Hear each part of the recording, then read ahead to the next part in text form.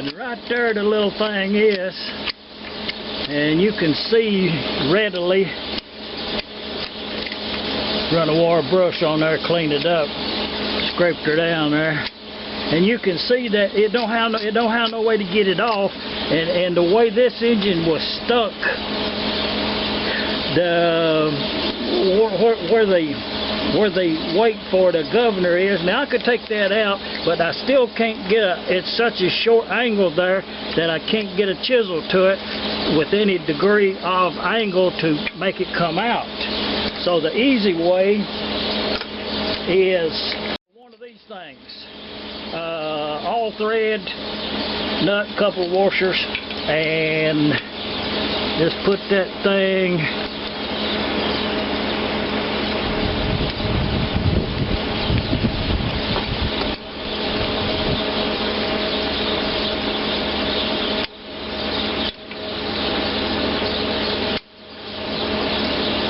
about right there. And I use that there flux cord wire, and so I spray it down right there with that there anti-spray.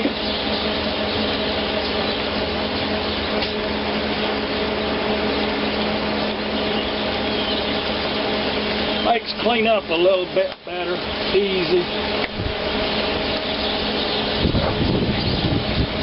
If you put that ground out here somewhere, then you're not running through the crankshaft.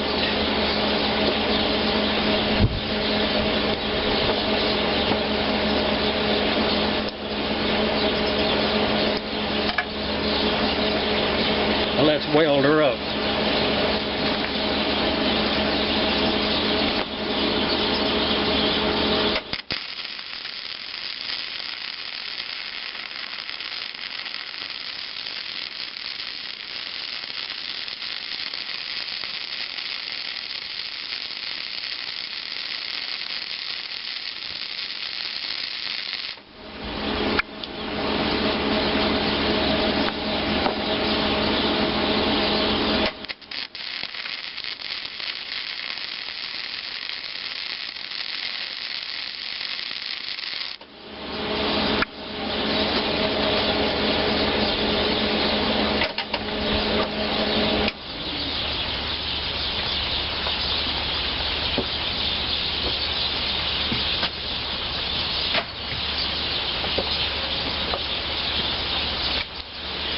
And while that thing's hot,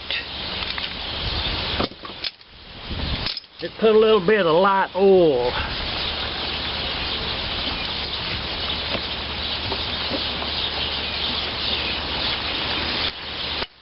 And I just cut in the scrap box in there.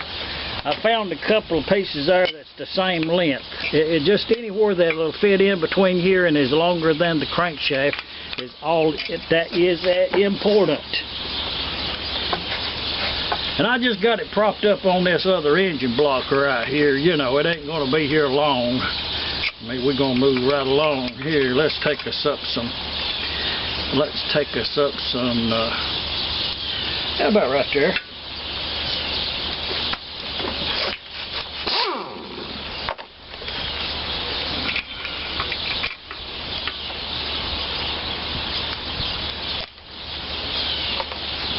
Let's get her out of there.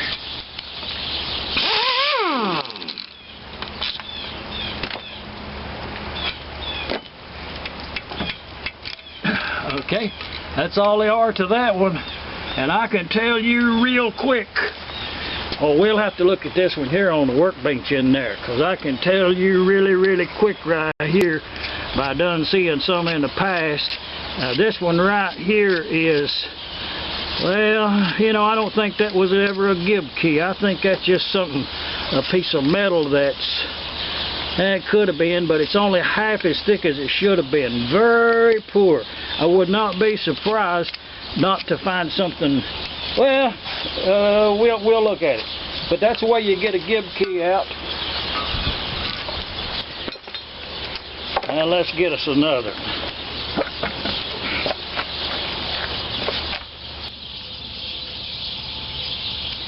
when I turned this engine over on the ground there flat, I noticed that the wheel would turn after I got that gib key out. But just because the wheel would turn on the flywheel does not mean it's ready to pull off of there, off of that crankshaft, because this one right here had some real thick red paint.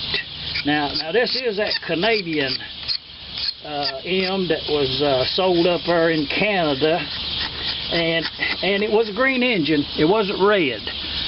Just somebody has spilt this red paint onto it, and it run down in behind that pulley there and migrated over in between right there.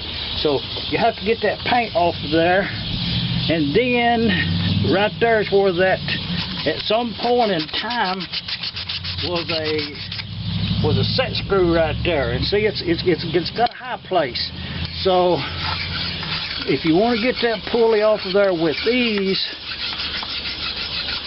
very lightly, take away the high places. The low places, you want to leave them. Don't try to take those completely away. You only want to take the high places. Low places that you can't do nothing with them. Now, I had already did half of this front half of this crankshaft. And let's put a little light oil on there, you know, just to make it easy, and see can we get it off of there. Oh yeah. Now that's the way this came off of there. When I pulled this, when I took that gib key out of there, that flywheel was loose like that. Now at this point right here, you can actually, I'll show you something. You can actually do a very good preliminary check on to see if the flywheel is bent or out of true. And the way you do that is just put something just anywhere to some point onto the engine where you will have a point to go by. So let's okay, you see, and what I'm doing is I put this cloth right here and put my fingers against that flywheel and hold it against that bearing in there where it can't slide in and out. Now, when I rotate the flywheel, I can see that is very good. There is no deviation whatsoever right there where that contact point is. It's none. That's very good. In this case here, I'll mark this as a good flywheel.